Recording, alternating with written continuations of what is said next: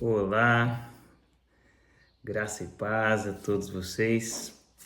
Muito feliz de estarmos aqui de novo para a gente poder fazer mais um estudo da Palavra de Deus. Esse estudo de hoje com o título de Devedores. Meu objetivo aqui é mostrar para você que é cristão que você é um devedor, né? Todos os nossos estudos que a gente tem feito aqui têm sido pautados nas Escrituras.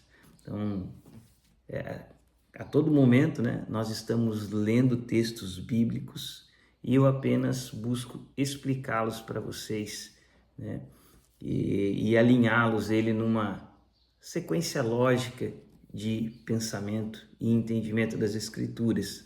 Não é um estudo onde eu pego um único texto e começo a filosofar em cima dele e a pensar. Não. O foco do estudo da Palavra de Deus é pegar um assunto, que é o assunto que nós vamos pegar hoje, por exemplo, devedores, e buscar encontrá-lo em toda a Escritura. Ver que esse é um assunto que realmente as Escrituras querem nos ensinar. A Palavra de Deus foi deixada para nos trazer ensinamentos.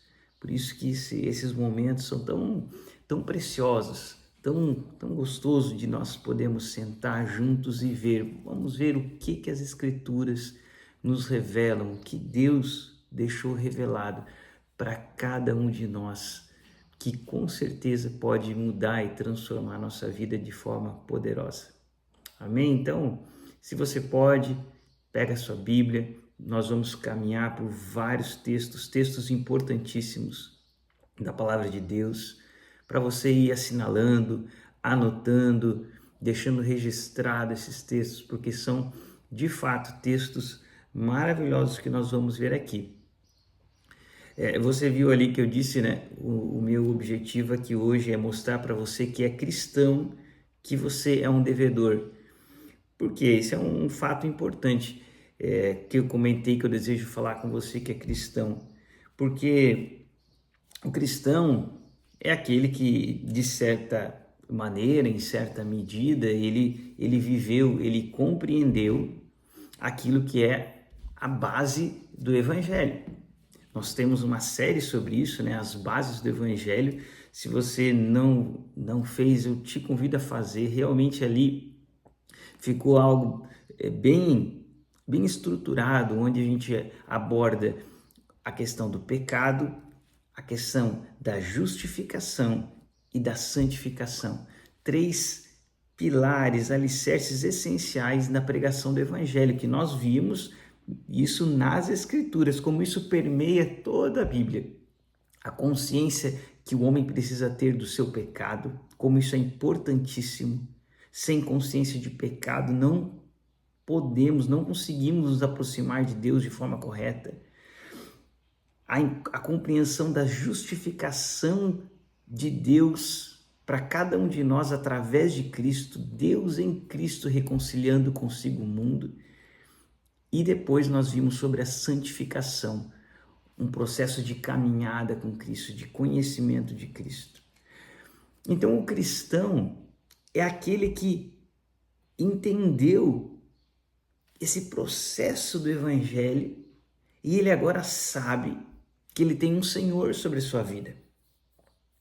O que é muito diferente de um ímpio. Alguém que não tem Jesus como seu Senhor. O ímpio é alguém que vive sem considerar a Cristo como Senhor da sua vida. Vamos dizer assim, ele ignora o senhorio de Cristo, ele vive a sua vida normalmente. Então, é impossível eu convencer um ímpio de que ele é um devedor. Principalmente no século que nós vivemos, considerando as influências que nós temos hoje no nosso século 21. A nossa geração vive sob o efeito de tantos gritos de liberdade dados nos séculos passados, né? A independência dos Estados Unidos, independência do nosso país, do Brasil, Revolução Francesa, tão famosa, tão falada nos nossos dias atualmente, né? Com seu tema que começa justamente com liberdade, igualdade, fraternidade, mas começa justamente com liberdade. E de uma maneira consciente, ou às vezes até inconsciente, nos tornamos, né, uma geração orgulhosa das liberdades que alcançamos. E aproveitando esse sentimento, né, os falsos mestres, aqueles que vieram inserindo uma teologia falsa, chamada teologia liberal, eles têm incentivado essa geração a dar um grito de liberdade, um outro grito de liberdade, mas esse contra toda a autoridade e contra toda a moralidade, dizendo assim, olha, quem que define o que é moralmente correto, né? E a grande falácia que eles usam é, afinal de contas, não existe uma verdade absoluta, afinal de contas, tudo é relativo. Então, por que você deve se submeter a alguma autoridade, né? Então, a estes que vivem dentro desse engano terrível, debaixo desse engano horrível, eu deixo, né, o que eu posso deixar? Um alerta da palavra de Deus, das Escrituras. Você sabe o que a Bíblia diz a respeito desses homens, desses que dizem, ei, você não precisa estar debaixo da autoridade de homens, você não precisa buscar entender o que é moral, afinal não existe nada moral, tudo é relativo. Veja o que a Bíblia, o que as Escrituras, o que a palavra de Deus diz a respeito desses homens. Abra lá sua Bíblia em 2 Pedro, capítulo 2, versículos 17 ao 19, nós vamos ver aqui, olha só. O que a palavra diz daqueles que dizem que você é livre e de que você, na verdade, não deve nada para ninguém. 2 Pedro, capítulo 2, versículo 17. Esses homens são fontes sem água e névoas impelidas pela tempestade. A escuridão das trevas lhes está reservada. Veja o destino desses homens.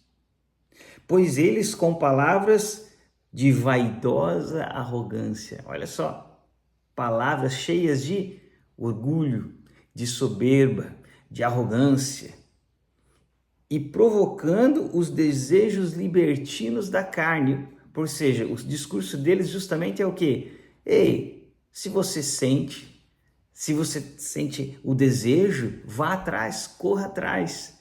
Eles provocam os desejos libertinos da carne e dizem, dê vazão. Você não pode constranger o que você está sentindo. Você deve dar vazão a todos os teus impulsos carnais. E a Bíblia está dizendo, olha, eles provocam esses desejos libertinos da carne, seduzem os que estão quase conseguindo fugir daqueles que vivem no erro. Verso 19, olha só, prometendo-lhes liberdade. Por isso que eu amo a palavra, ela é sempre atual. O que se promete? O que os falsos mestres, o que esses homens dessas falsas teologias prometem? Liberdade. Você nasceu para ser livre. Eles mesmos são escravos da corrupção, pois o homem é escravo daquilo que o domina. Veja que sério esse alerta que nós acabamos de ler. A Bíblia, séculos atrás, falando de algo que acontece na nossa geração. Uma geração que se tornou o quê? Escrava do excesso de liberdade que tem. Uma geração que, ao dar ouvidos ao mundo, às suas filosofias, agora acredita que tem liberdade para fazer e para viver o que quiser. E acreditando nisso, acreditando que tem liberdade para tudo, nesse caminho se tornaram escravos dos seus desejos e prazeres desenfreados. Uma geração agora dominada, escravizada por ideologias enganosas. Uma geração cheia de vícios, acorrentada a vícios. Uma geração sem direção, sem propósito de vida. Mas eles gritam cheios de orgulho. Ah, nós somos livres. Uma contradição completa. A verdade é que se tornaram escravos de suas paixões carnais.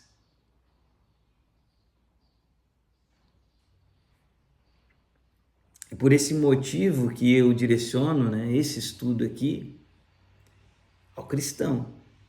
Aquele que entendeu e aquele que sabe que não é livre.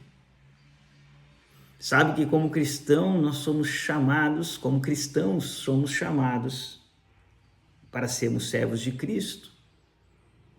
Como encontramos nas cartas inspiradas por Deus do apóstolo Paulo, onde a exemplo de Romanos capítulo 1, versículo 1, ele começa dizendo: Paulo, servo de Jesus Cristo. Então, para você que é cristão, eu posso fazer essa afirmação do título aqui do nosso estudo: você é um devedor. E aí, então, você me pergunta, mas eu estou devendo para quem? Para quem que é essa dívida? É para com Deus? E aí você pode me perguntar, mas a salvação ela não é gratuita? Não é pela graça? E eu respondo, sim. A salvação ela é de graça, ela é pura graça. Nós vimos isso no estudo da justificação. Vimos que o que nós vivemos para com Deus não é uma tentativa de pagar o que Ele fez, mas é uma vida de constrangimento. A partir de tanto amor derramado sobre nós, nós passamos a viver constrangidos, entregando nossa vida a Ele. Mas o que eu quero mostrar aqui no nosso estudo é que nós somos devedores ao nosso próximo. Essa graça de Deus derramada sobre nós, esse amor tão grandioso derramado sobre nossas vidas, nos torna devedores agora de derramarmos essa mesma graça sobre o próximo. Ok, mas quais as bases bíblicas? Por isso que isso aqui é um estudo bíblico, Então vamos começar por Jesus. Abra lá sua Bíblia no Evangelho de João, no capítulo 13. Temos aqui um acontecimento precioso na vida de Cristo, no ministério de Jesus. Alguns dias antes dele ser crucificado, Jesus se reúne com seus discípulos e ele está preparando eles com seus ensinos finais. E um desses ensinos acontece aqui nessa cena, é relatado por João aqui. E Jesus está ali reunido com os seus discípulos. E o texto vai dizer que ele coloca uma toalha na sua cintura e começa a lavar os pés dos seus discípulos. Então Jesus vai dizer, João capítulo 13, versículo 14, olha só o que ele diz. Pois bem, se eu sendo Senhor e Mestre de vocês, lavei-lhes os pés, vocês também devem lavar os pés uns dos outros. Veja só, já aqui no início dessa frase de Jesus, nós temos algo precioso para aprender. Observe aqui atentamente o que Jesus diz a respeito de si mesmo. Ele vai dizer assim, olha, eu sendo Senhor e Mestre de vocês. Jesus está aqui, essa cena que nós estamos vendo, tendo uma atitude de grande humildade, fazendo algo que geralmente estava atribuído aos servos fazerem. Mas ao mesmo tempo que Jesus está tendo essa atitude de extrema humildade, se colocando como servo e servindo seus discípulos, ele não está diminuindo quem ele é. Isso é muito importante entendermos, porque muitas vezes nós temos esse conceito errado sobre servir ou sobre a questão de humildade ao servir. Porque a humildade que nós encontramos na Bíblia, em Cristo, não é pensar menos de si mesmo, mas pensar menos em si mesmo. Você percebe a diferença? Está só na preposição. Humildade não é pensar menos de si mesmo, mas é pensar menos em si mesmo. E este é o convite de Jesus aos seus discípulos. Vamos pensar no próximo, vamos servir uns aos outros. Você lembra a ordem de Jesus lá em Mateus capítulo 10, versículo 8? Quando ele envia os seus discípulos para pregarem, para anunciarem a mensagem do reino e realizar milagres, Jesus diz assim: olha, de graça vocês receberam, agora de graça deem. Ou seja, recebemos gratuitamente. Isso gera em nós uma responsabilidade de oferecer gratuitamente essa graça. Jesus vai ensinando de forma muito clara aos seus discípulos: olha, vocês estão recebendo graça abundante da parte de Deus. E a consequência natural disso é passarmos essa graça adiante. João capítulo 13, versículo 14, olha que Jesus diz: vocês também devem lavar os pés uns dos outros. Não é uma opção, Jesus está dizendo: vocês devem. Veja, é claro que aqui Jesus não está falando do ritual de lavar os pés. Aqui nós entendemos que há um contexto histórico envolvido das ruas empoeiradas, que eles usavam as sandálias e os pés ficavam sujos, e uma forma de mostrar respeito, né, de mostrar carinho, amor, era lavar os pés do seu convidado, ter um servo que lavasse, deixasse os pés limpos para entrar na casa. E nós não temos isso aqui mais no nosso contexto, né? Então, Jesus está falando, obviamente, do que para cada um de nós? De servirmos o próximo com aquilo que nós recebemos, com aquilo que nós aprendemos. Veja no nosso texto o que Jesus vai dizer aqui no final desse acontecimento aqui. João capítulo 13, no versículo 17. Olha, agora que vocês sabem, agora que vocês adquiriram entendimento, ensinamento, lembre-se que isso aqui está acontecendo no final do ministério de Jesus. Então Jesus está dizendo aí, agora que vocês sabem essas coisas, serão felizes se as praticarem. Veja o que Jesus está dizendo, observe essas duas palavras. Agora que vocês sabem, conhecimento adquirido pela graça, pelo amor de Cristo. Agora, a segunda palavra, pratiquem, vivam isso. Ser cristão é essa essência, é receber graça, é receber entendimento, é receber o Espírito Santo, que vimos sobre isso nos outros estudos, é receber talentos, é receber capacitação da parte de Deus e receber tudo isso com um objetivo, a prática, o abençoar, o servir o corpo, servir a igreja ou fora da igreja. Vejamos a parábola dos talentos, contada por Jesus, para a gente poder ilustrar bem esse assunto.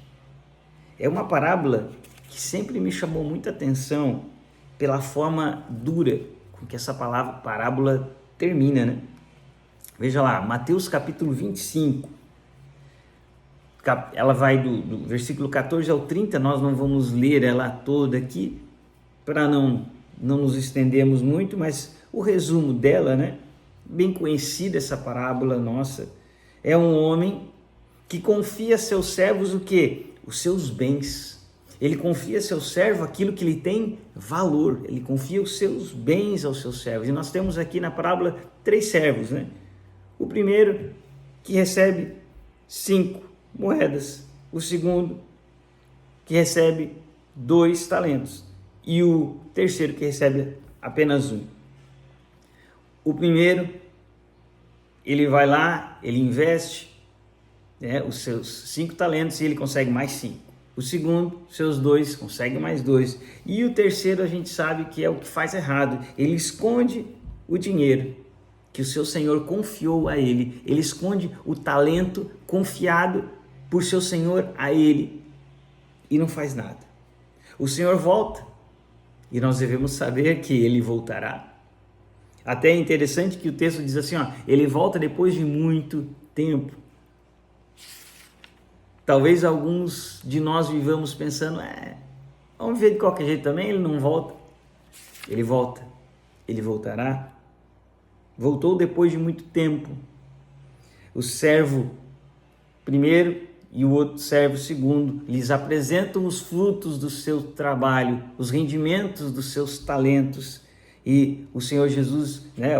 O Senhor Jesus não, o Senhor da parábola diz assim, olha, muito bem, você foi fiel no pouco, venha agora e participe da alegria do seu Senhor. Agora, o terceiro servo,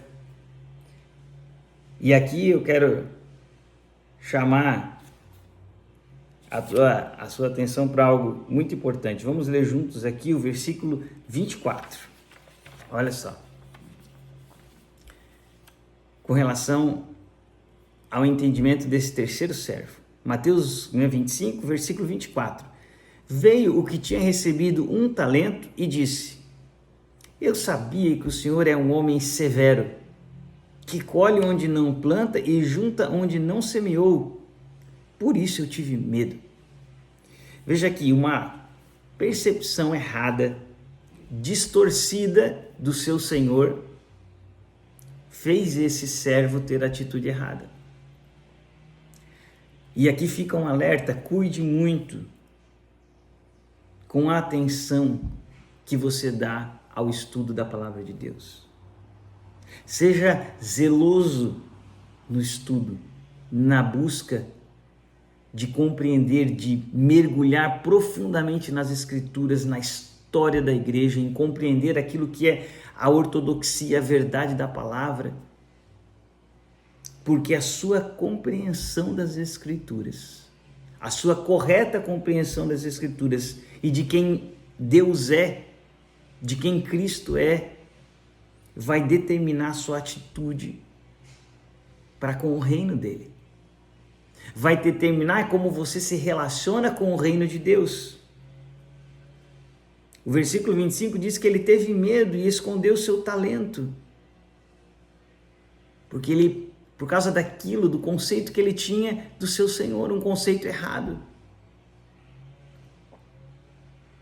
E aqui o que significa esconder o seu talento no chão? Significa que ele ignorou o propósito de Deus.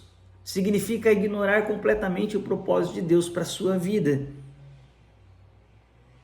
Deus nos criou, Deus nos salvou e Deus estabelece junto com isso um propósito para a vida dos seus filhos.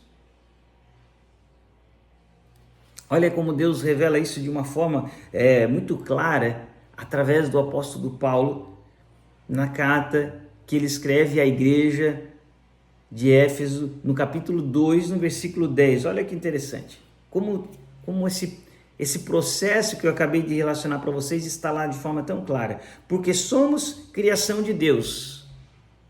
Cada um de nós foi criado por Deus. nosso intelecto, nossa compreensão. Seres com uma capacidade intelectual. A grandeza da criação mostra que nós não temos como ser obra do acaso, somos criação de Deus. A própria criação testifica da grandeza do Senhor.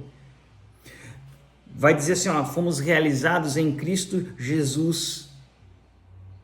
Todo o processo de salvação estabelecido pelo nosso Deus desde a queda do homem. E ele vai terminar dizendo, para quê?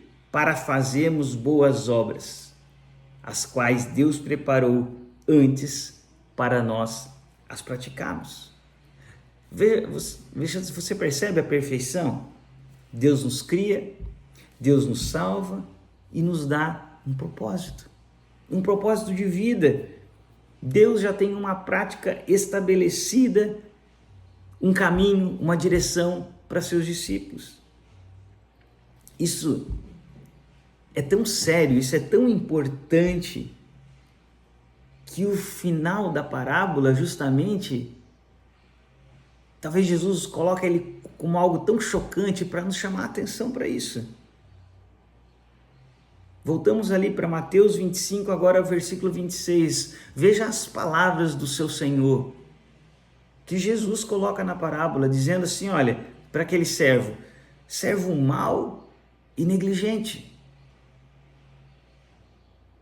Se você se declara um discípulo de Jesus, um seguidor de Jesus, já pensou que terrível ouvir essas palavras dele a seu respeito?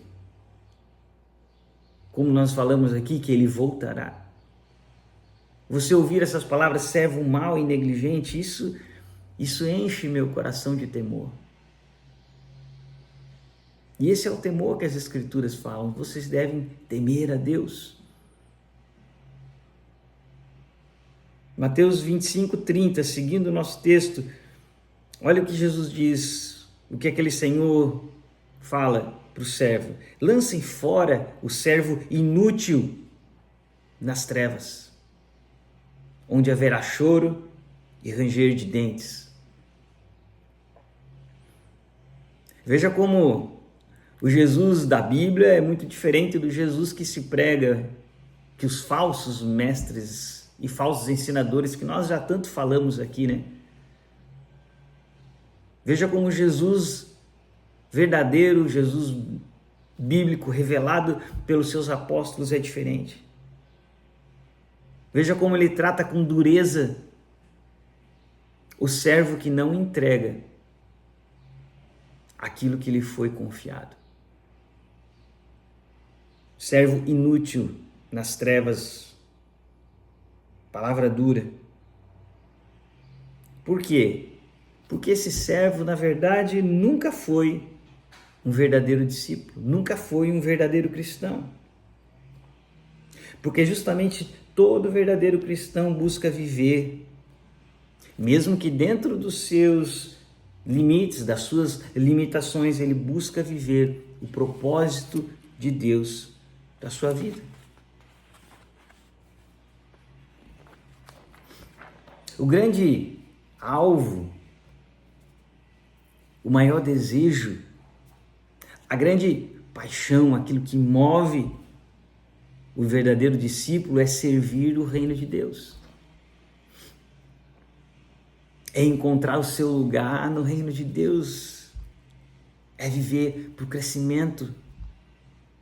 Veja, é impossível você ser um cristão genuíno ou estar numa caminhada genuína do reino de Deus e viver exclusivamente para seus próprios interesses. Justamente porque viver dessa forma, buscando apenas os seus interesses, aquilo que você entende como importante, é o que caracteriza na Bíblia, nas Escrituras, aquele que é chamado de inimigo da cruz de Cristo. Não sei se você já ouviu essa expressão. Inimigos da cruz de Cristo. A Bíblia fala sobre eles. E talvez quando você ouve essa descrição, né, tão forte, né? Inimigos da cruz de Cristo.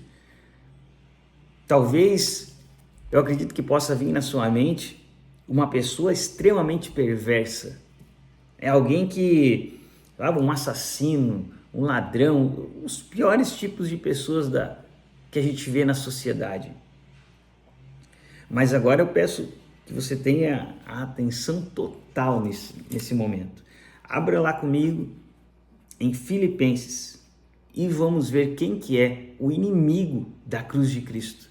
Quem que o nosso Deus chama de inimigo da cruz de Cristo. Filipenses capítulo 3, vamos ler do 18 ao 20. Olha só. Pois como já disse repetidas vezes, e agora repito com lágrimas. Veja só, Deus trazendo a revelação a Paulo e ele repete com lágrimas, porque isso o entristece. Ele se entristece em ver aqueles que se perdem, ou aqueles que não entendem o propósito de Deus. Ele vai dizer, olha, há muitos que vivem. E aqui eu peço que você, se você está com a sua Bíblia, assinale esse trecho aqui, muitos que vivem como inimigos da cruz de Cristo. O destino desses é a perdição. O Deus deles é o estômago, e eles se gloriam do que deveriam se envergonhar. Só pensam nas coisas terrenas. A nossa cidadania, porém, está nos céus, de onde esperamos ansiosamente o Salvador, o Senhor Jesus Cristo. Esse texto é um alerta muito forte de Deus para cada um de nós. Veja como o texto começa, né? Há muitos que vivem. Quero te convidar a parar aqui por um momento e olhar para a sua vida, né? Para a sua agenda, para os seus compromissos, para os seus dias, em como eles são construídos, em como eles são vividos, em como, ao redor do que eles são organizados.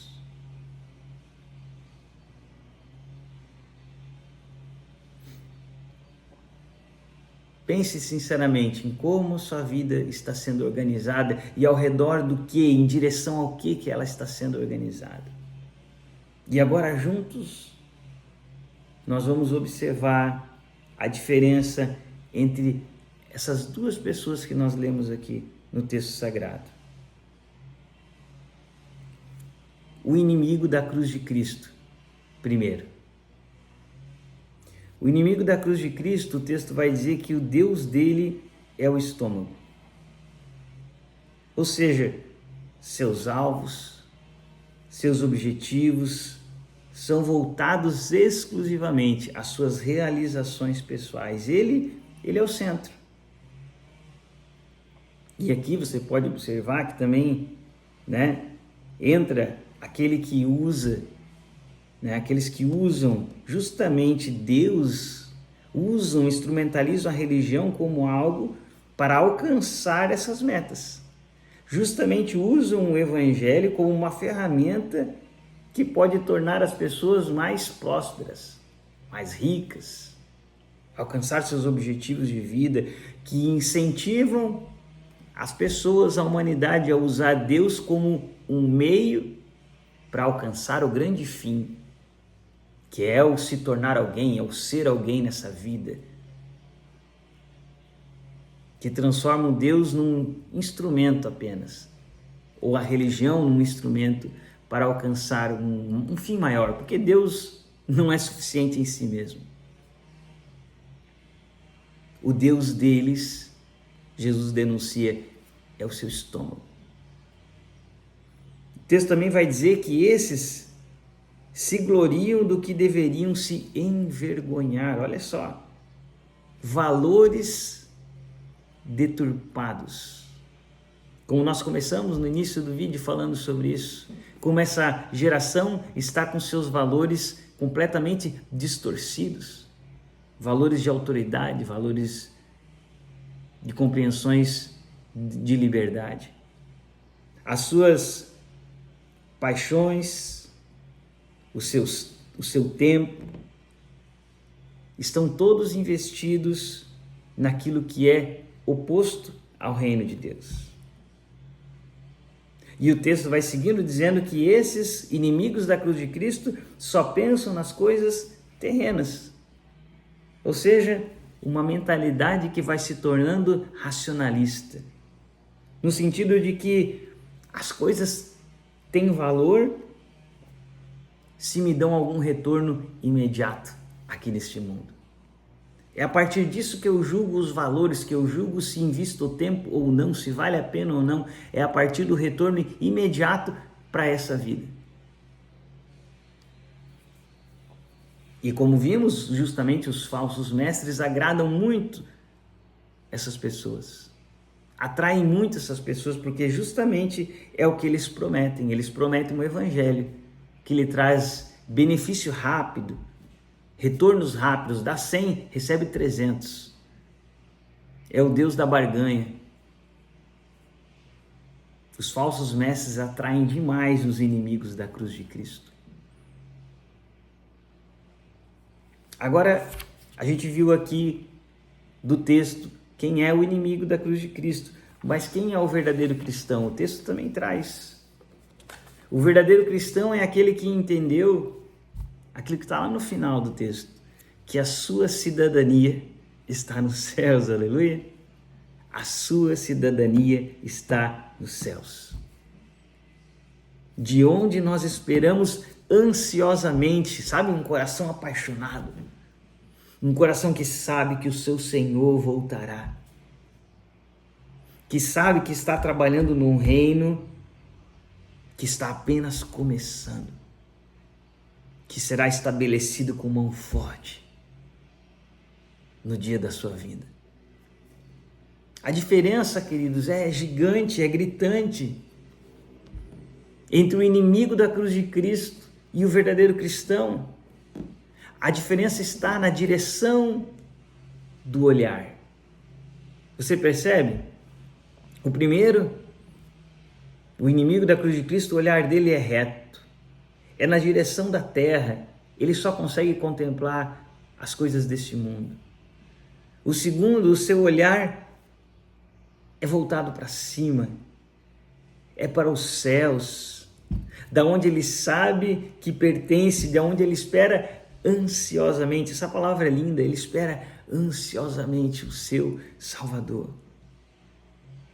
Você percebe, o cristão, ele é alguém que tem um alvo, que ele tem um olhar voltado para um local totalmente diferente do que o ímpio. Por isso que se a nossa vida, se a tua vida, se teu modo de viver for muito semelhante ao de um ímpio, você com certeza deve se preocupar. Se você observar a vida dos ímpios que te rodeiam e você perceber que as tuas agendas, os teus compromissos, a tua forma de falar, a tua forma de viver é muito parecida com a do ímpio, se preocupe. Porque nós não fomos chamados para sermos parecidos com eles. Porque o nosso olhar está direcionado para algo totalmente diferente. Talvez nesse ponto você se sinta ofendido com essas declarações, com aquilo que eu esteja dizendo. E muitas vezes quando nós nos ofendemos, quando algo nos incomoda, a gente tende a levantar questionamentos e talvez você diga, olha, quem é você, né? Para julgar se alguém é cristão verdadeiro ou não. Provavelmente você já ouviu, a gente tem ouvido isso demais nos últimos tempos. Faz parte desse espírito de liberdade, nós somos livres, então quem é você para julgar as pessoas? Nós não podemos julgar. É o argumento do momento, né? Você não conhece o meu coração. Usamos esses artifícios justamente para aplacar a consciência. quando somos confrontados, e aqui eu repito, não sou eu que estou te confrontando, é os textos, nós estamos lendo textos após textos bíblicos. Como somos confrontados e não estamos praticando o que sabemos que Jesus nos ordenou na sua palavra.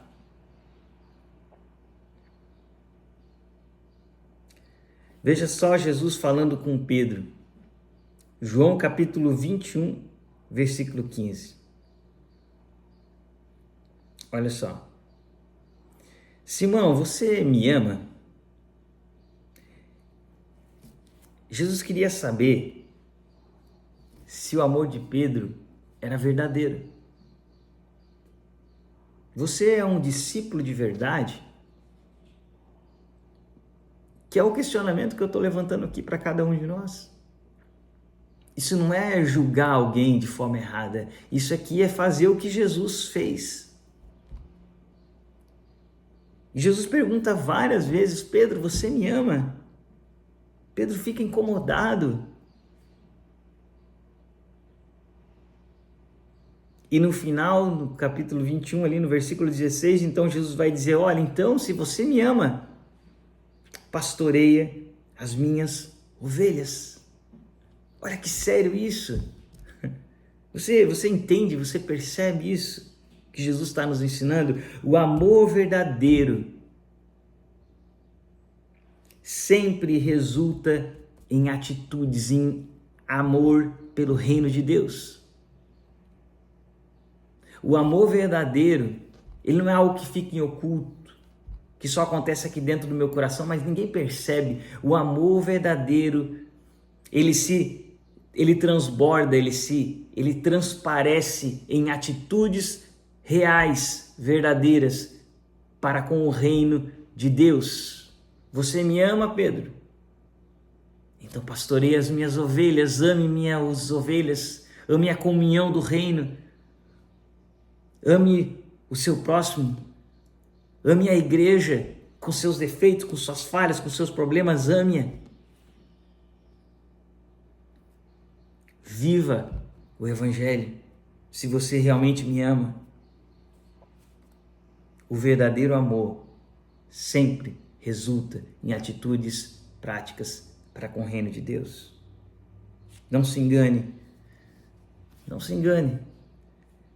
A direção do seu olhar que nós estamos falando aqui, ela sempre vai revelar o que de fato o seu coração ama.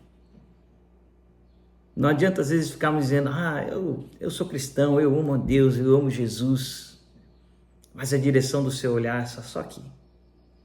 Você não consegue levantar os seus olhos para as coisas que são do alto.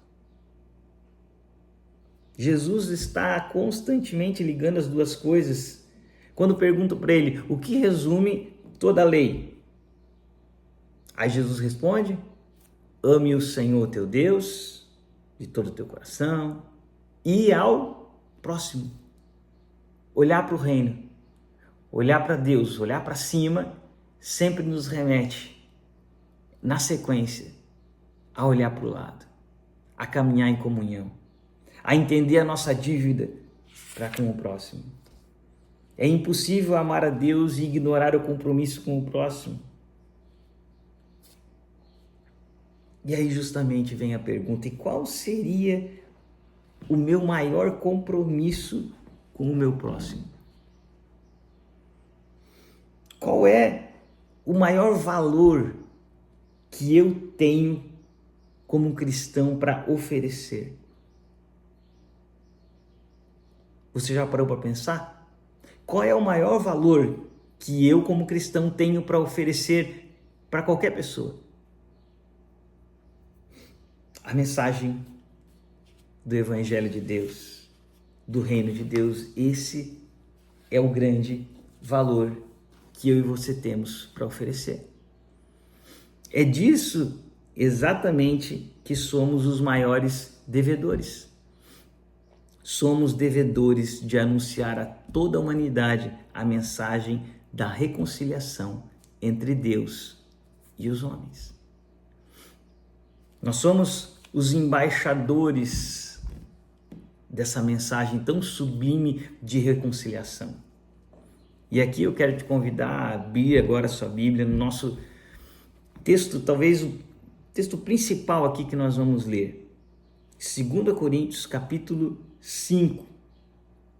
Esse texto que nós vamos ler, esse texto sagrado, ele deixa muito claro o nosso dever como cristãos, isso que nós estamos estudando até o momento. Abra lá, 2 Coríntios capítulo 2, versículo 5.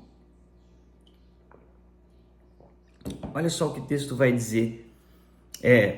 Desculpa, 2 Coríntios capítulo 5, né? Versículo 11. Olha o que o texto diz. Uma vez que conhecemos o temor ao Senhor, então ele já começa trazendo essa premissa, né? Olha, aquele que realmente recebeu o Evangelho, que verdadeiramente entendeu a mensagem de Cristo, para este homem, né, é impossível guardar a mensagem só para ele.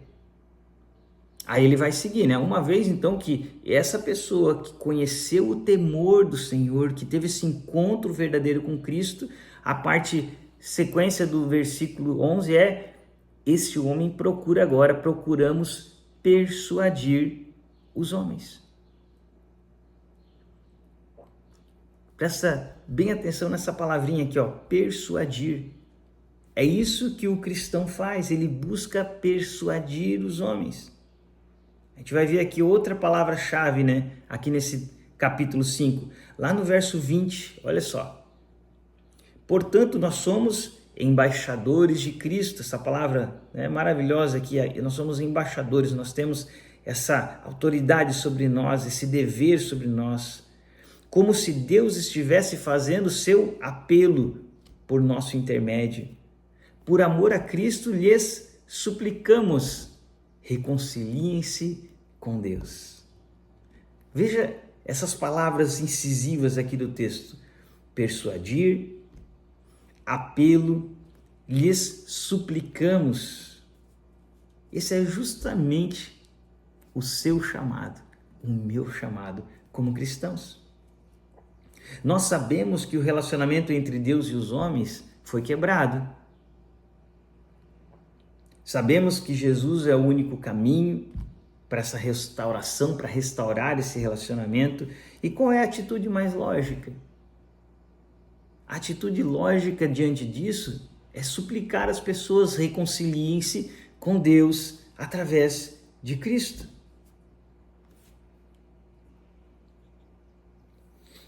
O que me chama a atenção nisso é que muitas vezes as pessoas, por falta de conhecimento da palavra, por falta de uma simples leitura das Escrituras, criam os seus próprios conceitos errados da vida cristã, e dizem: eu não sou aquele cristão, não gosto de ser aquele cristão chato, sabe, que fica falando de Jesus, fica tentando convencer os outros. Eu prefiro deixar as pessoas verem Jesus através da minha vida.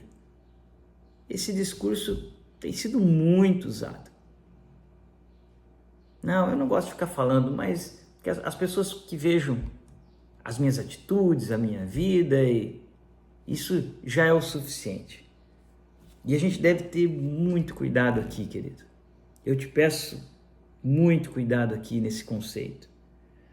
Porque, de fato, concordo plenamente, as pessoas precisam ver Jesus através da nossa vida. Para isso que é o processo de santificação que nós conversamos. Um vídeo inteiro sobre isso. Mas isso não é o suficiente para a salvação delas. Ver e enxergar Cristo na sua vida, na sua atitude, no seu relacionamento, não é o suficiente para que o ímpio seja salvo. Pensar dessa forma seria como eu pensar que a revelação de Deus, né, como nós falamos aqui, a revelação dele na criação, a obviedade de que foi um criador, uma mente grandiosa que criou tudo, seria eu pensar que a criação, que contemplar a criação seria o suficiente para a salvação dos homens. Mas a gente sabe que não é. Porque se contemplar a criação de Deus fosse suficiente para a salvação das pessoas, não teria necessidade de Deus enviar o seu próprio Filho, Deus enviar Cristo. Por isso ele envia Cristo. Por isso ele se revela através das Escrituras, revela seu plano maravilhoso da salvação. Como tudo foi tão perfeitamente anunciado e planejado desde a queda do homem lá no Jardim do Éden. E como tudo se constrói de forma perfeita, os sacrifícios que são estabelecidos por o povo judeu fazer, que vão revelando ao homem a necessidade de sangue ser derramado por causa do pecado. Eles vão tendo essa experiência de derramar o sangue diante do altar, no sacrifício, mostrando que a ira de Deus existe e que essa ira precisa ser satisfeita. Deus vai mostrando pelos seus profetas, anunciando a promessa da salvação dele. Cada profeta vai escrevendo e falando, vai vir alguém, vai vir um Messias, a promessa desse Messias, vai haver um libertador. Até a plenitude do tempo, a chegada de Cristo, a concretização de todas as profecias sobre a vida de Cristo.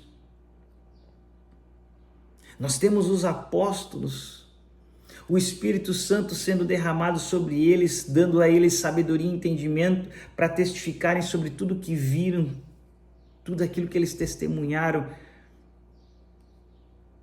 e as belezas da mensagem que nós cremos que são infinitas. E nos foi dado o privilégio, a honra de anunciarmos, de falarmos, não apenas vivemos, mas anunciarmos, proclamarmos essa tão preciosa mensagem do que Deus fez, do que Deus, da justiça de Deus proporcionada a nós. Nós precisamos entender e nos apaixonar pela beleza, pela grandiosidade dessa mensagem que somos responsáveis em anunciar. Porque quanto mais eu entendo o valor dessa mensagem, a grandeza dessa mensagem, mais eu desejo anunciá-la. É proporcional. É proporcional. Quanto mais você a estuda, quanto mais você a compreende, quanto mais ela entra no seu coração, mais ela transborda.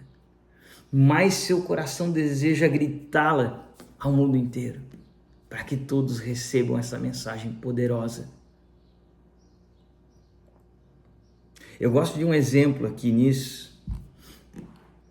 Uma vez eu escutei esse exemplo dado também num sermão do Dr. Martyn Lloyd-Jones, e ele usa esse exemplo para dizer, olha, você recebe um diagnóstico de uma doença mortal. E essa doença que você tem, ela causa em você um problema, que faz você andar de um jeito diferente, faz você meio que ficar mancando. E você está lá destruído, derrotado, sabendo que vai morrer. Mas de repente alguém lhe passa uma receita. Você vai lá, faz tudo o que foi orientado e você é curado. Plenamente, completamente curado. Algum tempo depois, você está caminhando na rua e do outro lado da rua você vê alguém, uma pessoa que você não conhece, mas essa pessoa está mancando exatamente como você mancava por causa da sua doença. E provavelmente essa pessoa tem a mesma doença que você, grave, está condenada à morte. Pergunto para você, o que você faz? O que você faria? Eu acredito que, obviamente, você vai responder alegremente, cheio de alegria, cheio de empolgação, cheio de entusiasmo, eu atravesso a rua e entrego para ele aquela boa nova e falo para ele daquela boa nova, cheio de alegria, isso vai te curar. Pode fazer, eu fiz, eu fui curado. Pode confiar, porque você teve uma experiência real e verdadeira com a cura.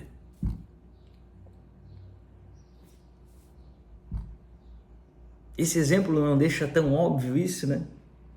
Por que no evangelho a gente às vezes quer ser politicamente correto?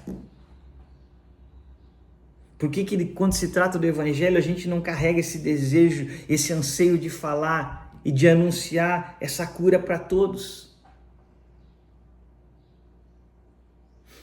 Nós temos a mensagem, queridos, que faz a diferença não para a morte só aqui dessa vida, mas faz a diferença entre a morte e a vida eterna. Nesse exemplo, nós estávamos de uma doença que o máximo que ela pode é tirar a nossa vida aqui nessa terra, mas jamais pode tocar a nossa vida eterna. Mas quando falamos do evangelho, estamos falando de vida eterna. Persuadir, apelar, suplicar, reconciliem-se com Deus. Leia comigo esse outro texto maravilhoso aqui na sequência de onde nós estamos, 2 Coríntios, nós estamos no capítulo 5, só vai ali para o capítulo 6 e vamos ler ali o versículo 1 e 2. Como cooperadores de Deus, insistimos, olha só, mais uma palavra, insistimos com vocês para não receberem em vão a graça de Deus. Versículo 2, porque ele diz: eu o ouvi no tempo favorável e o socorri no dia da salvação. Digo-lhes agora é o tempo favorável. Agora é o dia da salvação. Agora é o dia da salvação. Então aqui nós temos mais essa palavra, insistimos em dizer para as pessoas e anunciar, agora é o dia da salvação. O cristão, eu e você, nós precisamos entender que a morte de Cristo tem consequências práticas, consequências reais na nossa vida. Nós não podemos ouvir a mensagem de que Cristo morreu em meu lugar, em nosso lugar, e dizer, legal, bacana isso aí, gostei dessa mensagem, bonito isso, né? Poxa, soa bonito, filosófico. E seguir em frente, seguir a vida normal, ter as mesmas rotinas de sempre, carregar as mesmas paixões do mundo ímpio. Isso é impossível para um verdadeiro cristão. A morte de Cristo, a compreensão do que Cristo fez por mim, deve mudar de forma real e prática a minha vida. Vamos ler ali com muita atenção. 2 Coríntios, onde a gente está, no capítulo 5, vamos ler o versículo 15. Olha só. Esse texto é possivelmente o cerne aqui, né? Olha só. E ele morreu por todos, para que aqueles que vivem já não vivam mais para si mesmos, mas para aquele que por eles morreu e ressuscitou.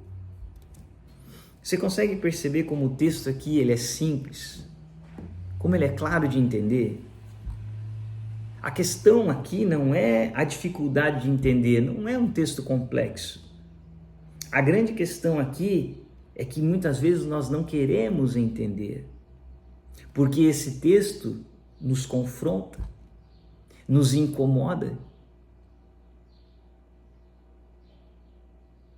porque é um texto que tem uma implicação gigante na nossa vida.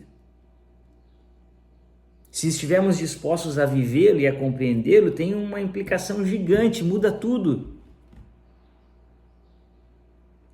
O texto está dizendo, olha, se eu aceito que Jesus morreu em meu lugar, se eu aceito que isso de fato aconteceu, o resultado é qual? O resultado é que eu já não vivo mais para mim mesmo. Alguém morreu por mim. Eu deveria estar morto, mas ele morreu por mim. A grandeza dessa mensagem só pode ter um resultado de que eu agora já não vivo mais para mim, mas por ele. Agora eu sou chamado, diante dessa grandiosidade, a viver para ele, a viver para o reino dele, a abrir mão das minhas prioridades. Não são mais as minhas prioridades, mas eu entendo quais são as prioridades dele e as abraço. Eu abro mão dos meus conceitos, do que eu entendo que é correto, do que eu acho que é certo, do que o mundo me diz que é certo. Eu abro mão de tudo isso e vou buscar intensamente, incessantemente nas Escrituras quais são os conceitos dele do que é certo e do que é errado. É uma mudança total, é uma mudança completa de mente, de visão.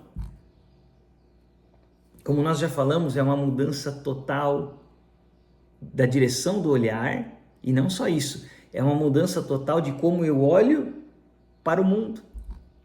A forma com que nós vamos olhar para o mundo muda completamente. E aqui é justamente, sabe, o ápice de tudo que nós estamos construindo aqui nesse estudo para entendermos.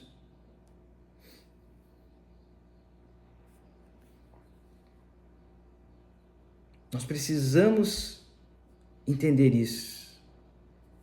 Nós vamos ver agora aqui, o verso seguinte.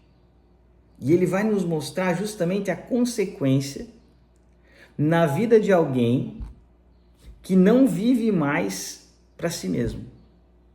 Alguém que entendeu isso que nós estamos falando aqui, olha, eu entendi, de fato, que Cristo morreu por mim. Por causa disso, agora não sou mais eu quem vive. Agora Cristo vive em mim. E o versículo 16, ele vai dizer qual é a consequência. Olha só, 2 Coríntios, capítulo 5, versículo 16. De modo que, de agora em diante, ou seja, após essa real conversão, essa real compreensão do que Cristo fez, a ninguém mais consideramos do ponto de vista humano. A ninguém mais consideramos do ponto de vista humano. Você percebe? A conversão genuína, ela muda o nosso olhar para as pessoas. A conversão genuína, ela muda o nosso olhar para a humanidade. Eu e você passamos a receber um novo propósito, uma nova razão de viver. Ou seja, cada pessoa próxima a nós é um alvo a ser alcançado pela graça divina. Amigos, parentes, colegas de trabalho, ou não só o seu círculo, mas até mesmo cada pessoa que cruza o seu caminho no dia a dia. Cada pessoa se torna uma oportunidade de revelar, de anunciar essa graça salvadora. Você percebe como essa mensagem ela pode ser transformadora? Quando o meu alvo de vida muda, quando o alvo da minha vida passa a ser Cristo, tudo ao meu redor ganha um novo significado. As pessoas ao meu redor ganham um novo significado. A ninguém mais eu olho apenas no ponto de vista humano e carnal. Tudo passa a ter. Eu passo a ver todas as coisas também no seu plano espiritual. E cada pessoa dentro da sua necessidade espiritual. Jordan Peterson, em uma das suas palestras, ele ilustra isso de uma forma muito interessante. Ele está na sua palestra justamente defendendo esse ponto de que ele usa essas palavras, olha, tudo ao meu redor, tudo que me rodeia recebe um significado de acordo com o propósito, de acordo com o alvo que eu tenho estabelecido. Ele usa muito essa palavra nessa palestra. Qual o seu alvo? Aonde você está mirando? Porque tudo ao seu redor recebe um significado a partir do seu alvo. E ele dá um exemplo muito interessante. Ele vai dizer aqui, olha, se precisa chegar até a escadaria de um lugar, eu preciso chegar naquela escadaria para fugir de um incêndio. Estou fugindo desesperadamente, por exemplo. Ao eu encontrar uma cadeira no meio do caminho,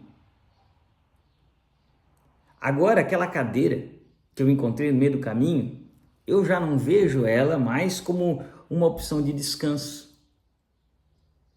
Porque normalmente é um local para mim sentar, para descansar, mas agora ela não é mais isso. Ela é apenas um obstáculo. Porque o seu valor mudou por causa do meu alvo.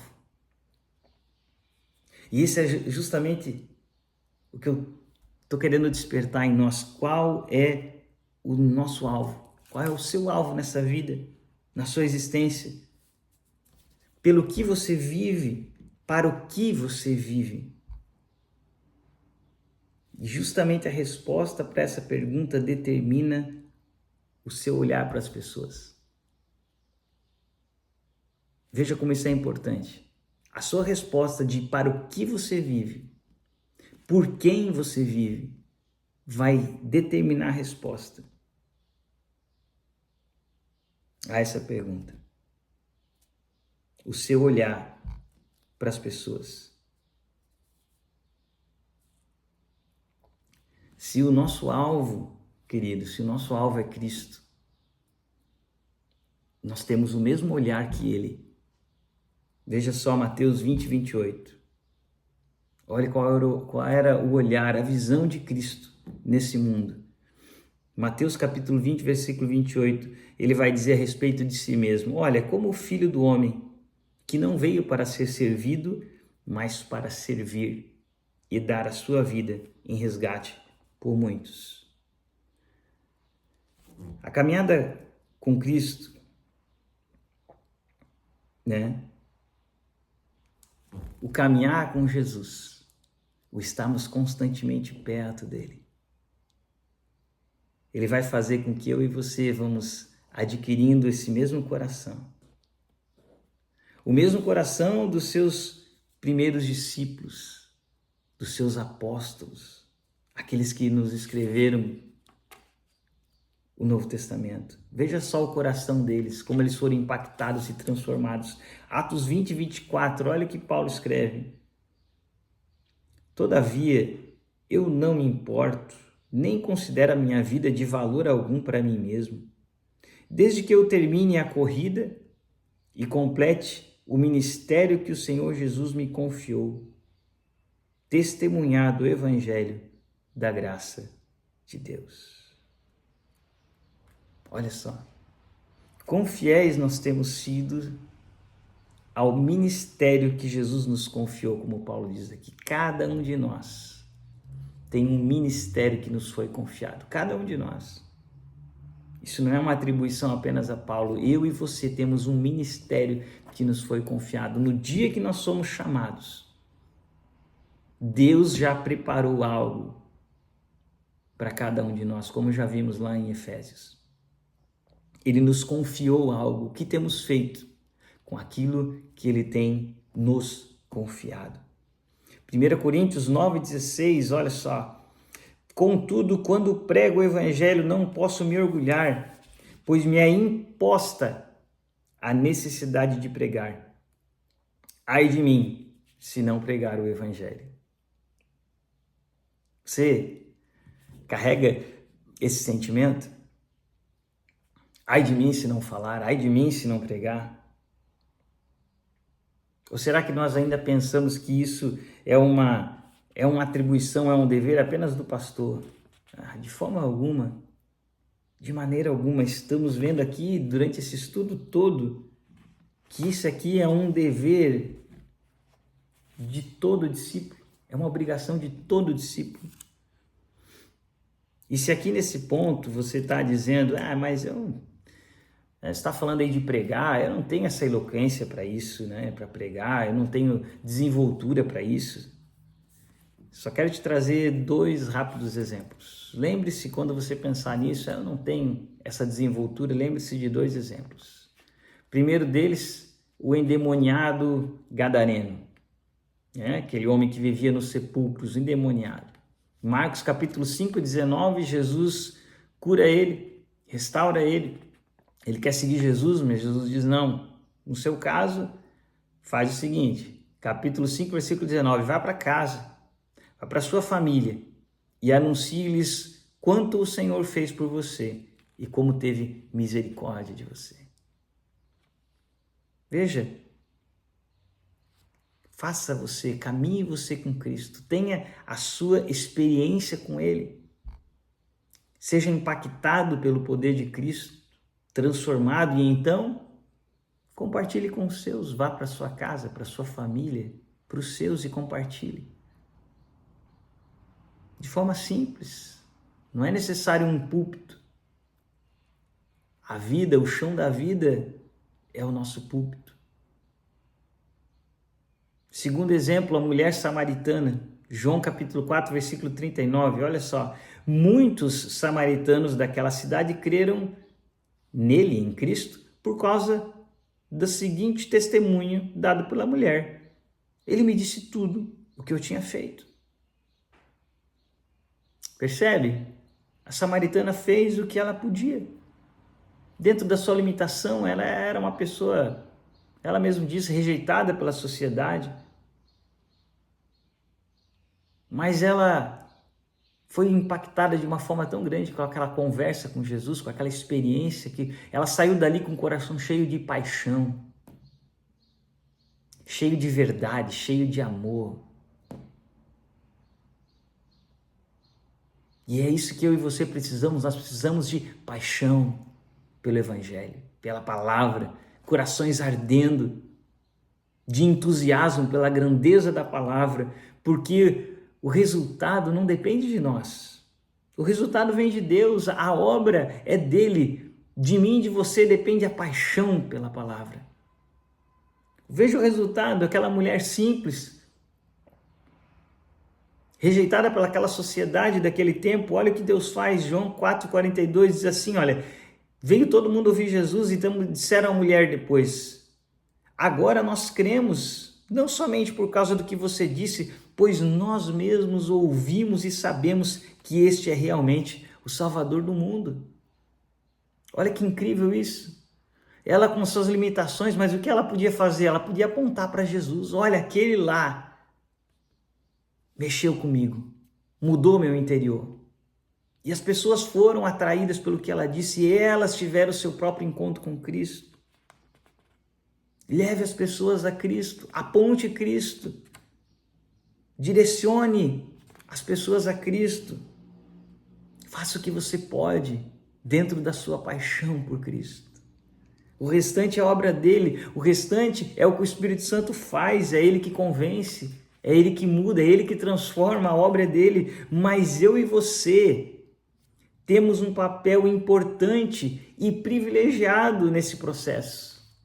É isso que eu quero te mostrar. A obra é dele, é ele quem faz, é ele quem realiza, mas ele me deu e deu a você o privilégio de sermos parte desse processo de salvação, de reconciliação, de anunciamento da grandeza das obras de Cristo. Que a nossa atitude, queridos, em relação aos nossos irmãos, as pessoas que Deus deseja alcançar, que a nossa atitude não seja como a de Caim, lá no relato de Gênesis. Quando Deus pergunta para ele, onde está seu irmão Abel? Deus sabendo o que Caim tinha feito, e Caim revoltado, Gênesis capítulo 4, versículo 9, ele diz, eu não sei, por acaso eu sou responsável pelo meu irmão? Veja como o coração dele estava. Eu não tenho nada a ver com o meu próximo. Qual é a responsabilidade minha com relação ao outro? mas que em nosso coração, queridos, prevaleça o sentimento do apóstolo Paulo. Alguém que foi grandemente impactado pelo chamado. Olha o que ele escreve no capítulo 1 da carta aos Romanos, no versículo 14. É onde ele resume tudo isso que nós temos visto. Olha só, olha o coração de Paulo. Capítulo 1, versículo 14, ele diz assim, olha, eu sou devedor. É o título da nossa mensagem. Eu sou devedor, tanto a gregos como a bárbaros, tanto a sábios como a ignorantes. Por isso eu estou disposto a pregar o evangelho também a vocês que estão em Roma. Eu sou devedor. Eu sou um devedor. Por isso que eu estou disposto a pregar o evangelho. Porque eu sei que eu sou um devedor. Veja por que eu estou aqui fazendo esse estudo com vocês.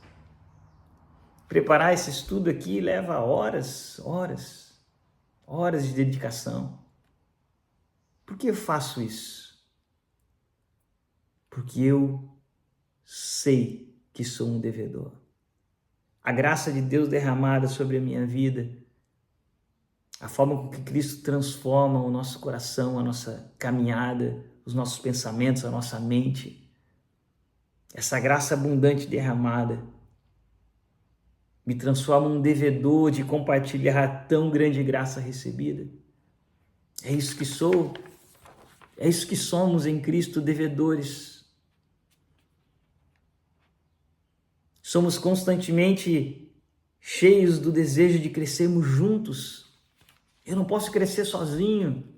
Todas as cartas de Paulo falam, a minha oração é que vocês cresçam juntos no conhecimento da graça de Cristo Jesus. É crescer junto, é crescer em igreja. É por isso que eu estou aqui. É por isso que eu dedico esse tempo, para que você cresça junto comigo, para que como irmãos nós cresçamos juntos na graça e no conhecimento, para que você possa passar isso adiante, para que você possa compartilhar essa palavra, ou sair com o coração cheio dessa palavra e compartilhar com alguém que cruzar o seu caminho.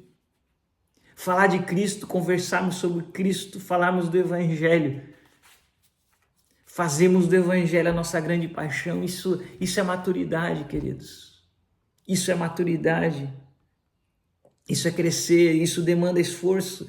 Não se chega à maturidade sem esforço. Servir as pessoas, servir o corpo de Cristo sempre vai demandar um determinado nível de perda, sempre. Você vai perder, você vai abrir mão de seu tempo, vai abrir mão de coisas para servir o reino. Mas aquele que é impactado pelo Evangelho de Cristo, ele confia na promessa de Jesus. Ele confia que é no processo de perder a nossa vida por causa de Cristo. É nesse processo que eu encontro a verdadeira vida. Eu estou certo disso, é no processo de perder a minha vida por causa de Cristo. É nesse processo que eu encontro a verdadeira vida. Aquela que vale a pena ser vivida. Aquela pela qual vale a pena morrer para anunciar essa palavra. E essa é a minha oração sincera, a minha oração por cada um de nós. Que em nossos corações nos sintamos devedores a todas as pessoas. Devedores de anunciarmos o verdadeiro Evangelho de Jesus, nosso Senhor. Que isso esteja em nossos corações, essa é a minha oração. Que essa palavra transforme e mude nossas vidas. Que não seja apenas algo racional, algo que fique na nossa mente, mas algo que desça aos nossos corações. E traga transformação e traga mudança em cada um de nós. Pelo poder do Espírito Santo. Amém, queridos? Em nome de Jesus. Amém.